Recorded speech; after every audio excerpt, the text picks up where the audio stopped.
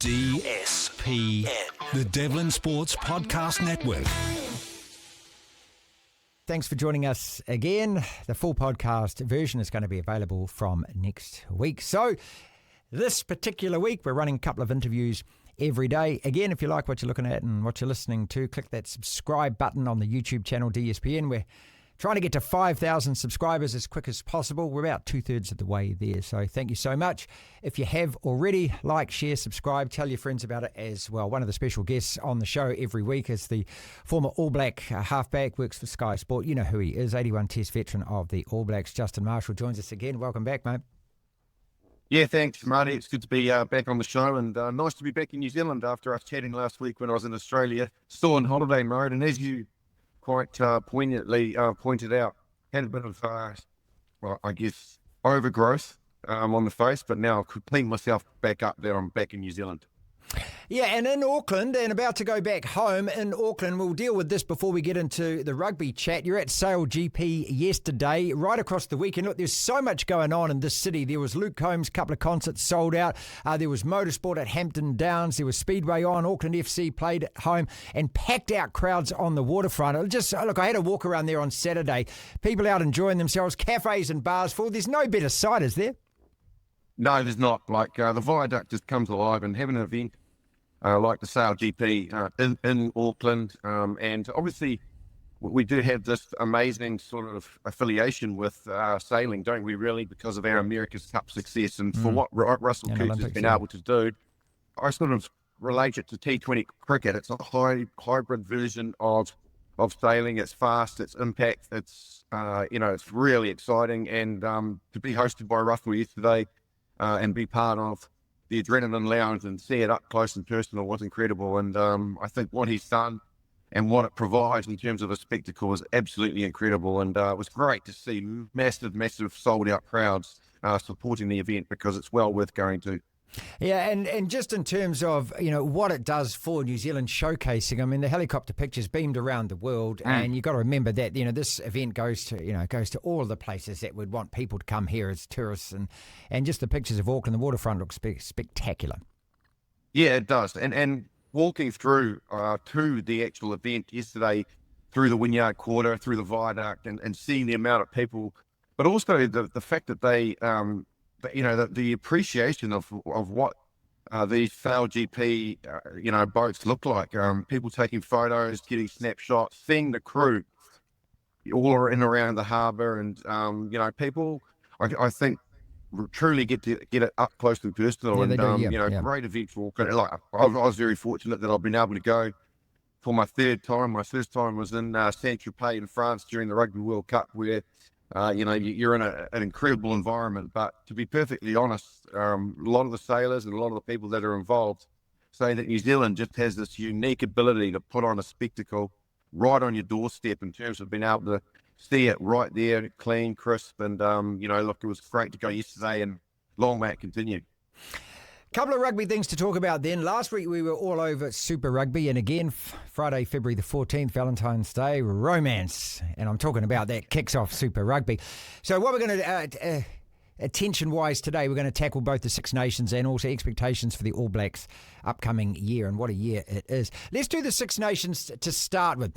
Okay, cast our mind back, those November internationals when we had South Africa, Australia, and, of course, our All Blacks playing up there. Then those players are all in their own domestic professional competitions, and it is only a week and a bit away.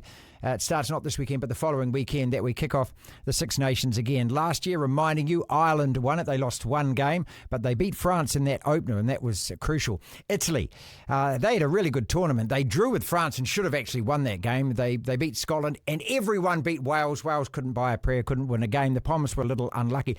Is it just a case, as always, that we're looking at Ireland and France as the top two teams again, or can you see a surprise coming? It's interesting, isn't it? Because it's such intense rivalry. Even though Wales have been poor for the last couple of years in terms of their results, they play England at home. And I can tell you now, it's a sellout already. So, right. That's just the way. And they love to beat the Poms, mate. They just, I'm not saying hate. I don't know what the other word for hatred is, but it goes right. It goes back generations for them, doesn't it? If they beat England, well, that's their year almost. Exactly, and it's historic as well. And it's why, to a degree, even this year when I went to watch Wales play the Springboks, the stadium was three-quarters full. It wasn't full. But if the All Blacks were playing there, the fact that Wales are going poorly wouldn't mean that there wasn't a sold-out stadium, simply because you want to have a seat in that stadium if Wales finally beat the All Blacks for the first time in over 70 years. There you go. And that's just the way that it is. You don't want to be the person that sat at home and wasn't there to have a seat where you go, oh man, were you there when we finally beat the All Blacks? Yeah. And the Six Nations is the same. Like you say, it's not really hatred, it's historic. It goes back hundreds of years, and that's why, you just never know that results that have happened previously don't reflect what can happen in the Six Nations, which opens up the door for it being exciting. Italy, absolutely, you're bang on, Marty. They have had some really good results recently. Obviously, France and Ireland are the teams to beat. And England, well, they're no pushover either. And every team that plays at home in the Six Nations is always a handful to contain. So even though I think you're right in terms of France and Italy France and Ireland being the favourites, I certainly do think that it doesn't mean that it's a lay down misère that those teams are going to win the Six Nations, just because of that factor that I'm talking about: history, hometown advantage, and that ability to turn a result your way, even though you're not the favourite to win. No, I was channel surfing and channel changing yesterday because at the same time as Sail GP was on, the NFL was on, and my beloved Redskins / Commanders were playing. And Tom Brady made an interesting comment just about the NFL, and I think it dovetails into the Six Nations. He said, look, the NFL is not a tournament where after you have a season like this, you go, okay, we're going to build upon that season. He says, no, it starts from zero every year. And I reckon the Six Nations is like that as well. You can look at it last year, and as we've just talked about, Wales losing every game. And I'm looking at Ireland, they won it. But it's not like, because we did this last year, it's going to be the same this year. So let's look at Ireland especially. And their form during that November Test series wasn't impressive. And I'm wondering, Justin, whether, I don't want to call it too early that they're at the end of their run, because of course the All Blacks do play them in Chicago this year. And I mean, that's going to be spicy. We know that anyway. But that team that was number one in the world, are they still at that level? A very valid question. Look, I thought that they were resilient in November, and good teams are resilient. They find a way to win, regardless of the situation. The All Blacks tipping them up was, I think, incredibly satisfying for them, given that there'd been a bit of history in the last few years. And I thought on the day that they were really underdone when I watched it live. Obviously, it was their first game in a very long time, so the All Blacks did have an advantage in that regard, that we had been playing through the Rugby Championship, and then had the Japan and England games leading into that Test match, and they hadn't had any games. So they looked a little, I guess, unprepared. But the All Blacks put together a really complete game plan on the day, and so did Australia. Like when I watched that game, Australia dominated Ireland. The fact that they just couldn't defend a couple of rolling mauls in that game cost them, and it's been a bit of an Achilles heel for Australia. So if you take that out of the mix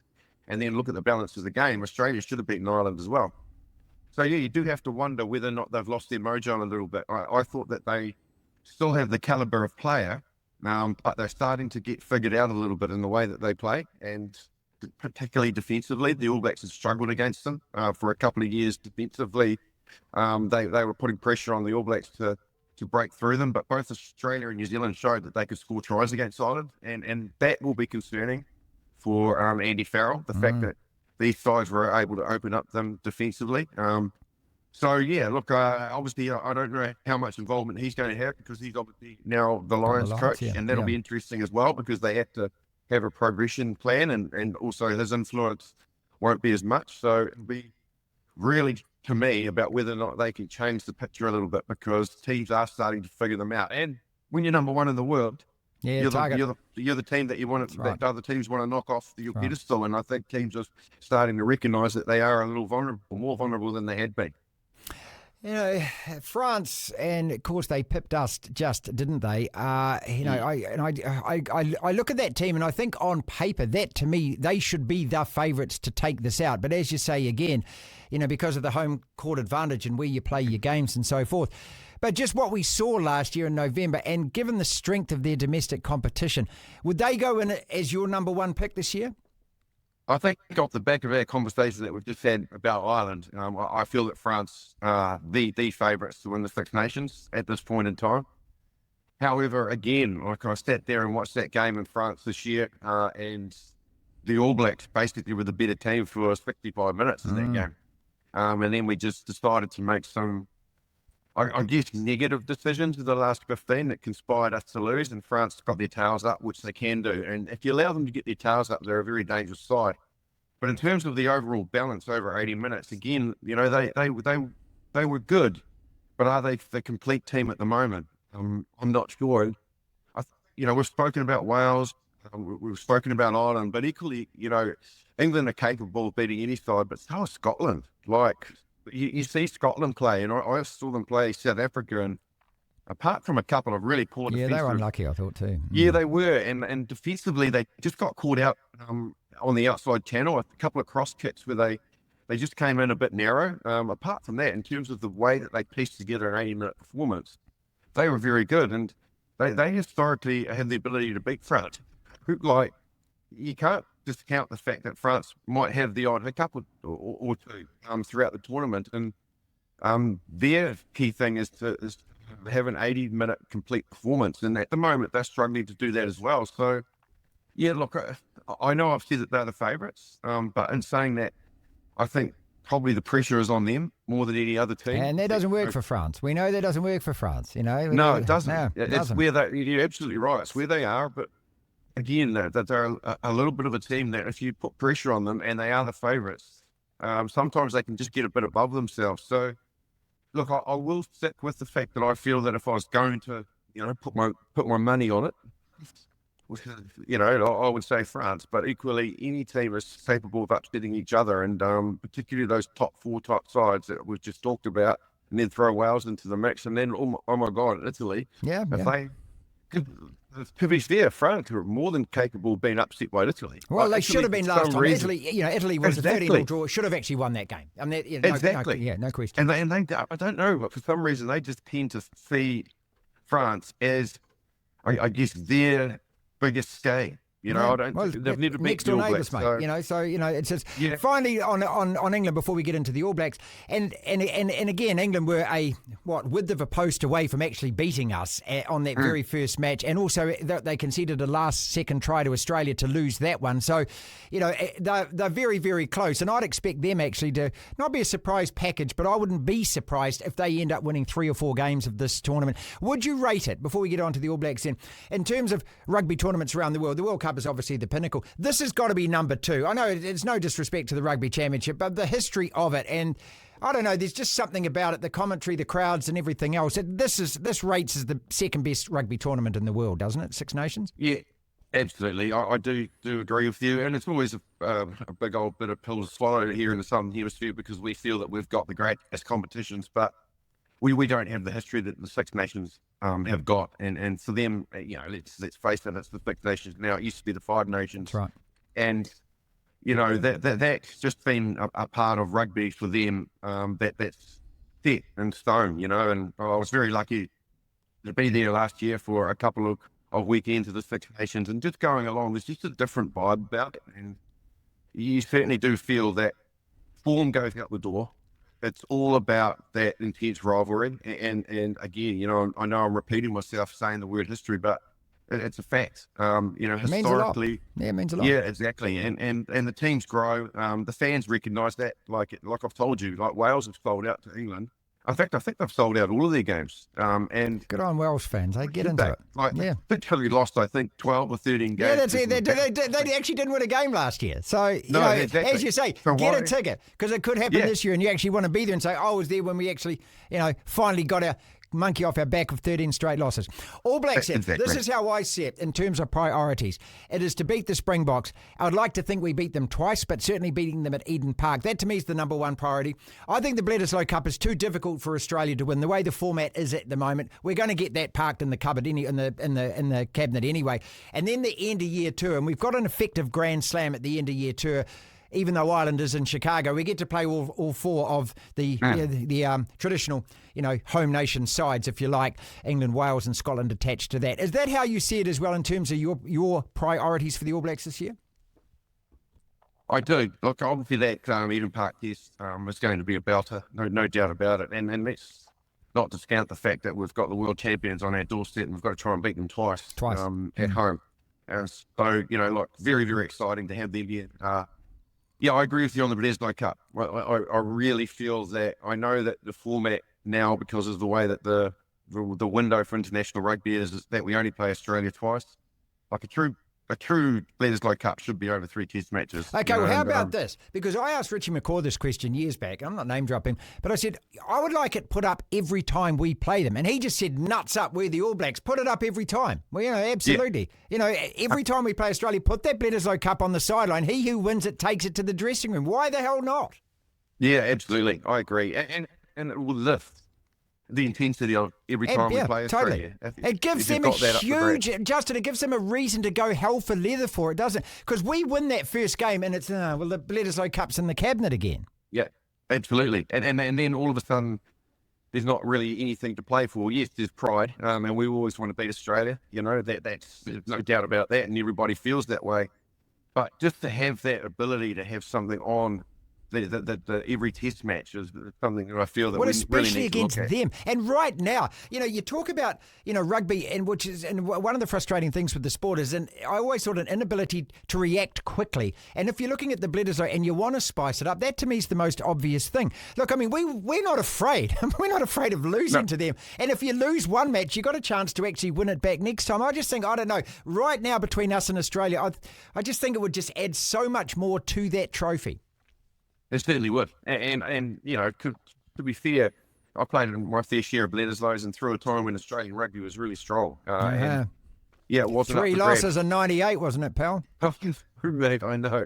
Don't remind me. And, they were difficult challenges, but we were playing 3 test matches back then. So you knew that if you dropped one, you still had the ability to win it. But at the moment, like you say, if you drop the first one, then particularly if you haven't got the second one at home, it makes it incredibly hard. And the All Blacks, traditionally, will probably usually put that second one in Eden Park if they had to play the first one away, and that makes it even more daunting for Australia. So, yeah, the fact that we probably just need to spice that up might just add and enthuse a little bit about the Bledisloe Cup more. Leading on, I guess, after the Springboks in Australia and the Bledisloe Cup into that India tour.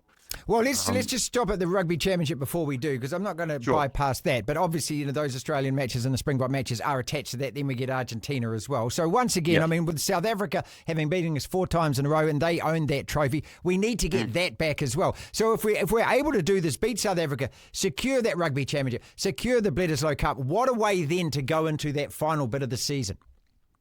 Absolutely. And then obviously you've got the neutral venue to play Ireland. And we do know, even though we beat them in November, they've been a nemesis team for us, but we've had the wood on them the last couple of years, beating them at the Rugby World Cup and then again last year in Dublin. So having that on the way through to the Northern Tour in Chicago again, where obviously the last time we were there was successful, is again a great advocate for rugby to get it into the US. With them going to be hosting the Rugby World Cup in the future, taking the game to the people, and obviously ability for New Zealanders to go, it's Ireland. They're a good side. Let's go to Chicago and watch that game. And I'm sure, it's going to be incredibly exciting. And then we go on to, like you say, play a really difficult Northern Tour. So it's a really... Again, it's a massive season for Razor, isn't it? I mean, these are your first 2 years as coaches. Last year, you couldn't get a tougher schedule. This year as well. And look, and I don't expect us to win every test match. Do you honestly think, in your heart of hearts, that we're going to go through unbeaten this year? Wow. I mean, we want to. The answer is yes, we want to, right? But realistically. Yes, we do. And you and I are on the same page here, Marty. We want the All Blacks winning every test match. We don't want us targeting... No. Okay, let's just beat South Africa, the world champions, and if we drop the odd test match in between or after, we don't really care. No way. We want them winning them all. Every game. Difficult challenges, some really big ones. Are we capable of winning every test match this year? 100% yes. We just need to get to the level of I guess, intensity, of skill set, that each week we are very, very consistent. And that's what the good teams in the world do. At the moment, we're still fluctuating, but we showed signs of being able to get there last year. So if we can start off, against whatever team France sends us early in the season and start to perform, and then roll that into the championship and beat South Africa twice, then we're on the right pathway. Not an easy task by anybody because they are a very good, well-coached side, but we are capable. And along with the way, it's a bit of fence setting. Will we do it? Yeah, my gosh, say we will. Okay, I'm going to throw that out there. Last week you asked me a hard question about Super Rugby, and I threw the Crusaders out at you, out of nowhere. Well, this time and this week I'm going to say yes, the All Blacks can win every test match this year. Okay, we'll finish on this then because I've given you a week to think about that. The fact that you said the Crusaders are going to win Super Rugby, and I've given you a week to actually go, okay, calm myself down here. I'm going to revisit this. Okay, so again, it starts on February the 14th. Are you still adamant that they're bouncing back? I am adamant. I just know the DNA of that team, and I know last year will actually work for them favourably for this year because they will look at that and they will basically use that as motivation. And equally, I feel that the pressure valve has been released. Obviously Rob Petty came in off the back of Scott Robinson's success. He was on a hiding to nothing really, and then obviously they had a very poor year. But now he doesn't have that pressure anymore. Yes, he has pressure because they need to perform, but it's a different type of pressure. So yeah, I'm going to stick by what I said last week and say that the Crusaders are going to find a way to win this Super Rugby title again. Again, people, thank you so much, Justin. If you like what you're listening to and what you're looking at, hit that subscribe button for the DSPN. DSPN.